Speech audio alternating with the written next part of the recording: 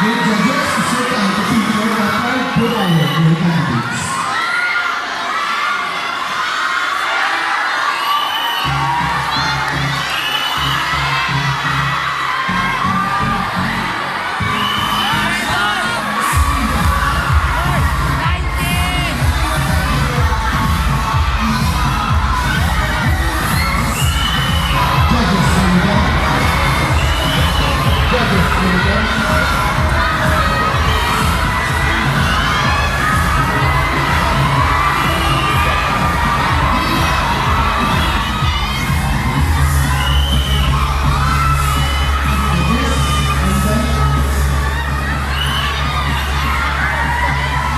Okay, thank you, candidates.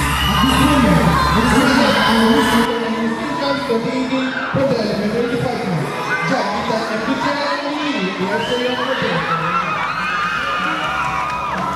Let's go to our class.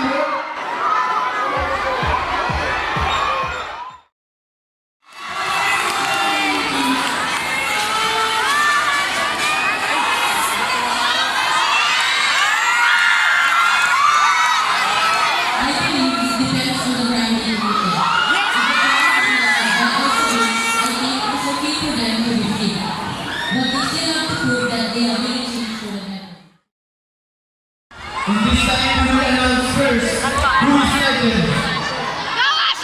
as first runner-up for Miss Philippines 2019.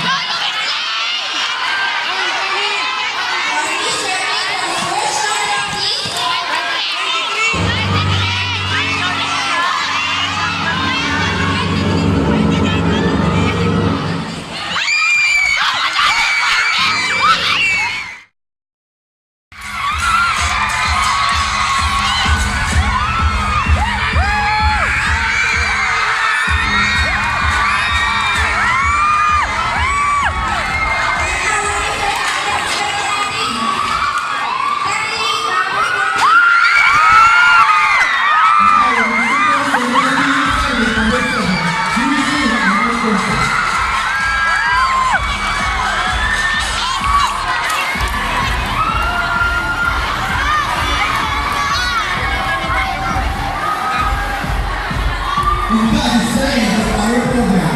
Enjoy.